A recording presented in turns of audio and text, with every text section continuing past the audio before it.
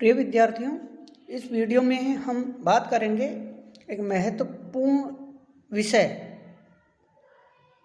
मगध साम्राज्य का उत्कर्ष क्यों हुआ, उसके क्या कारण थे। जैसा कि आप देखते हैं, जनपद महाजनपद 16 महाजनपद थे। 16 महाजनपदों में भी फिर 4 रहे, फिर 4 में से भी केवल अकेले जो महाजनपद था मगध, उन्होंने संपूर्ण महाजनपदों को अपने में विलीन कर लिया, यानी सभी को जीत कर एक विशाल साम्राज्य की स्थापना की और लगभग हजारों साल तक संपूर्ण भारत पर शासन करने का गौरव प्राप्त किया।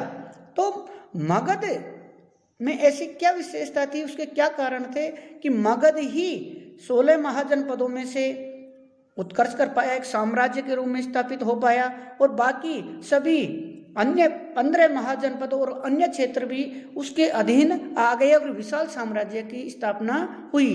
तो मगध के उत्कर्ष के क्या कारण हैं, हम उनकी चर्चा करेंगे। सबसे पहले तो जरूरी है एक राज्य के लिए शासक की, नेतृत्वकर्ता की। तो सबसे पहला कारण था मगध साम्राज्य के उत्कर्ष का, विकास का, योग्य, पराक्रमी और शक्तिशाली शासकों का होना। आप देखते हैं जैसा कि मगध के उत्कर्ष का कारण था योग्य, पराक्रमी और शक्तिशाली शासक, यानी नेतृत्व ताकतवर होगा, शक्तिशाली होगा, योग्य होगा, गुणी होगा, तो वो अपने एक छोटे से राज्य को विशाल साम्राज्य में स्थापित कर सकता है। आप देखते हैं, आप बिंबिसार, अजातशत्रु, शिशुनाग, महापद्म नंद, चंद्रगुप्त मौर्य, ये ऐसे शक्तिशाली शासक थे जिनके नेतृत्व में मगध ने एक छोटे से राज्य से एक विशाल साम्राज्य के रूप में अपने आप को परिवर्तित किया। कारण योग्य, पराक्रमी शासकों का होना।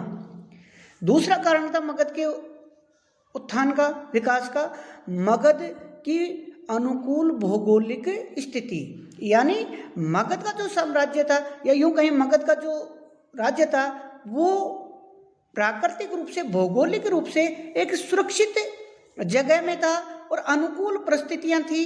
जैसे हम बात करते हैं मगध की राजधानी की, तो उत्तर में गंगा नदी, पूर्व में चंपा नदी, पश्चिम में सोन नदी, दक्षिण में विंध्याचल पहाड़ियां, और चारों तरफ से पहाड़ियों से सुरक्षित होने के कारण मगध का साम्राज्य भौगोलिक दृष्टि से सुरक्षित था और उस पर शत्रुओं द्वारा विजय प्राप्त करना और उसको जीतना बहुत मुश्किल था। तो अनुकूल भौगोलिक परिस्थिति के कारण भी मगध साम्राज्य का उत्थान और विकास हुआ। तीसरा कारण था मगध के उत्कर्ष का, मगध में लोहे की खानों का होना, यानी मगध का जो क्षेत्र था उनमें पर्याप्त मात्रा में लोहा उपलब्ध था। आप जानते हैं कि लोहा विकास के लिए बहुत महत्वपूर्ण है, और विशेषकर प्राचीन काल में जहाँ और अन्य धातुओं का इतना वो नहीं था, तो लोहा सबसे महत्वपूर्ण था। क्यों? क्योंकि लोहे की सहायता से ही अस्त्र शस्त्र, औजारों, हथियारों का निर्माण करके सैनिक विजय प्राप्त की जा सकती है, युद्ध में विजय प्राप्त की जा सकती है। दूसरा, लोहे की उपलब्धता के कारण औजारों, हलों, फालों का इस्तेमाल करके, लोहे का इस्तेमाल करके बड़ी जो जंगली और जो भूमि थी उनको काट कर, खोद कर, सिंचाई करके, या यूं कहें गढ़ाई नुराई करके उसको उपजाऊ या कृषि योग्य बनाने में भी लोहे के उपकरणों का, औजारों का विशेष महत्व था, और लोहे की उपलब्धता के कारण मगध का उत्कर्ष हुआ। मगध का उत्कर्ष का चौथा कारण था मगध का आर्थिक दृष्टि से संपन्न होना। देखिए, सबसे महत्वपूर्ण बात कि मगध की भौगोलिक स्थिति ऐसी थी कि वहां पर पानी की पर्याप्त उपलब्धता थी, सिंचाई के साधन पर्याप्त मात्रा में मौजूद थे, और जो भूमि थी वो भी अत्यंत उपजाऊ थी। दूसरा कि वहाँ व्यापारिक दृष्टि से भी जो व्यापारिक मार्ग भी वहाँ से निकलते थे, और नदियों में भी व्यापार के प्रमुख नदियों में नाव के माध्यम से। तो कुल मिला के जो मगध था उसकी आर्थिक दृष्टि से वो संपन्न था। कृषि के क्षेत्र में देख लीजिए, व्यापार के क्षेत्र में देख लीजिए, तो आर्थिक संपन्नता के कारण भी मगध का एक साम्राज्य के रूप में उत्कर्ष और उत्थान हुआ। पांचवा कारण था मगध के उत्थान और विकास का, मगध में हाथियों की उपलब्धता। मगध यानी वहाँ जो वन प्रदेश थे उनमें बड़ी मात्रा में हाथी प्रचुर मात्रा में मिलते थे। और आप जानते हैं प्राचीन काल में जब घने वन जंगल हुआ करते थे तो युद्ध के लिए सबसे बेहतरीन जो पशु थे वो थे हाथी। हाथी विशालकाय होते हैं, तो घने जंगलों और वनों में हाथियों का सेना के रूप में एक विशेष महत्व था। तो और वही बात थी कि मगध के जो सेना थी, अस्थि सेना, बहुत शक्तिशाली थी, जिसने मगध के उत्थान, विकास और विजयों में महत्वपूर्ण भूमिका निभाई। तो हाथियों की उपलब्धता के कारण भी मगध का उत्कर्ष हुआ। छठा कारण था मगध के उत्कर्ष का, वो था मगध की मिश्रित संस्कृति का होना। मगध में मिश्रित संस्कृति का होना, जैसा कि मैंने आपको पहले बताया था कि मगध में के लिए जो विभिन्न वैदिक ग्रंथ है, साहित्य है, उनमें तिरस्कार की भावना दिखाई देती है। तिरस्कारपूर्ण शब्दों का प्रयोग किया गया है, कारण कि वो आर्य संस्कृति से बाहर थे। तो आर्य संस्कृति से बाहर थे तो इसका मतलब है कि आर्य और अनार्य संस्कृतियों का मिश्रित स्वरूप हमें मगध में दिखाई देता है। तो मगध के उत्कर्ष का एक महत्वपूर्ण कारण था वहाँ के निवासियों का योगदान। मगध में आर्य और अनार्य संस्कृतियों का मिश्रण था, जिससे एक नई संस्कृति का जन्म हुआ, जिससे मगध के लोगों में एक नई चेतना और स्फूर्ति का जन्म हुआ।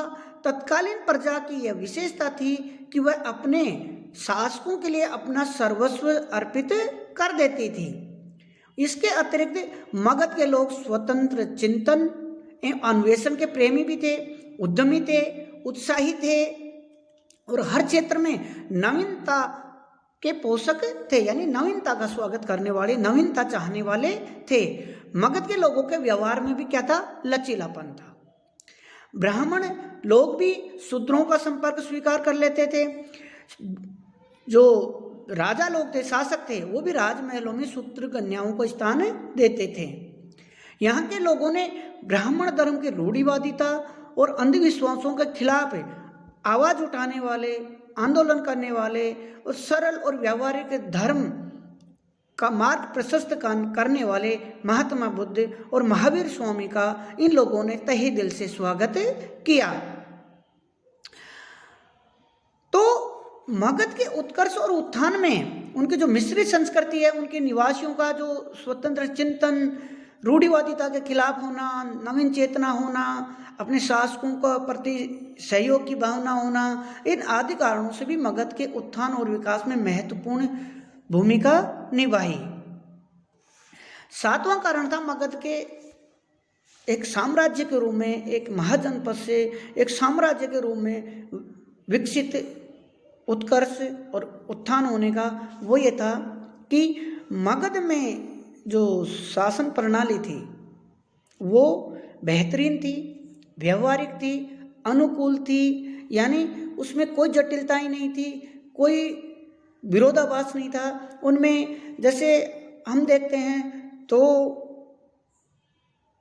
राजनीति में, शासन में लोगों की भागीदारी महत्वपूर्ण भूमिका निभाती है, हिस्सेदारी उनका भी उनमें कुछ योगदान होना चाहिए, हिस्सेदारी होनी चाहिए। तो मगध में हमें ये चीज़ दिखाई देती है कि वहाँ शासकों का ने जो शासन व्यवस्था स्थापित की, उनमें आम लोग या नीचे तक के जो अधिकारी थे, ग्राम अधिकारी थे, उनका भी योगदान था। तो भारत में जो विदेशी यात्री आए हैं, उन्होंने भी मगध के साम्राज्य की, मगध के शासकों की शासन प्रणाली की तारीफ की है और उसे व्यवहारिक माना है। उनकी न्याय व्यवस्था, उनकी प्रशासनिक व्यवस्था, प्रांतीय व्यवस्था, उनकी राजस्व व्यवस्था, उनकी जो सैन्य व्यवस्था, उनकी उन्होंने बुरी बुरी मुक्त कंठ से प्रशंसा की है। तो मगध के उत्कर्ष और उत्थान में उनकी व्यवहारिक शासन प्रणाली का भी महत्वपूर्ण योगदान था। तो प्रिय विद्यार्थियों, देखिए, जो बिना किसी कारण के कोई भी चीज़ विकास नहीं कर सकती, उत्थान नहीं कर सकती, तो मगध को हम देखते हैं कि महाजनपद, जो सैकड़ों की संख्या में जन हुआ करते थे, फिर जनपद बने, फिर थोड़ा विस्तृत राज्य महाजनपद बने, और जो 16 थे उन 16 में भी फिर 4 रहे, चारों भी शक्तिशाली थे, लेकिन फिर भी उन चारों में से भी केवल एकमात्र जो महाजनपद था मगध, उसने एक विस्तृत और विशाल एक साम्राज्य के रूप में वो स्थापित हुआ, और उनके शासकों ने एक चक्रवर्ती राज्य और चक्रवर्ती सम्राट की जो कल्पना है उसको व्यावहारिक धरातल पे उतारा। उनके ये विभिन्न कारण थे। धन्यवाद।